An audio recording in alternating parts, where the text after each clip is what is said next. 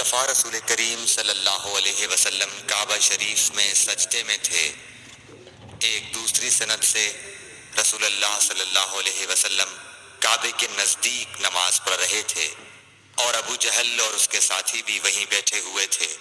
تو ان میں سے ایک نے دوسرے سے کہا کہ تم میں سے کوئی شخص ہے جو قبیلے کی جو اونٹنی ذبح ہوئی ہے اس کی اوجڑی اٹھا لائے اور لا کر جب محمد صلی اللہ علیہ وسلم سجدے میں جائیں تو ان کی پیٹھ پر رکھ دے۔ یہ سن کر ان میں سے ایک سب سے زیادہ بدبخت آدمی اٹھا اور وہ اوجڑی لے کر آیا اور دیکھتا رہا۔ جب آپ نے سجدہ کیا تو اس نے اس اوجڑی کو آپ کے دونوں کندھوں کے درمیان رکھ دیا۔ عبداللہ بن مسعود کہتے ہیں میں یہ سب کچھ دیکھ رہا تھا مگر کچھ نہ کر سکتا تھا، کاش اس وقت مجھے روکنے کی طاقت ہوتی۔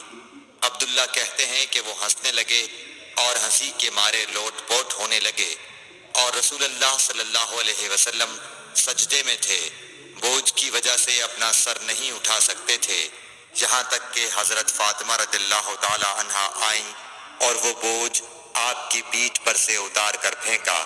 تب آپ نے سر اٹھایا، پھر 3 بار فرمایا یا اللہ تو قریش کو پکڑ لے۔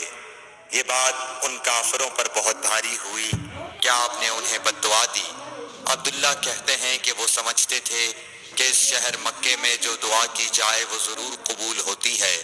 پھر آپ نے ان میں سے ہر ایک کا جدا جدا نام لیا کہ اے اللہ ان ظالموں کو ضرور ہلاک کر دے۔ ابو جہل، عتبہ بن ربیعہ، شیبہ بن ربیعہ، ولید بن عتبہ، امیہ بن خلف اور عقبہ ابن ابی معیط کو۔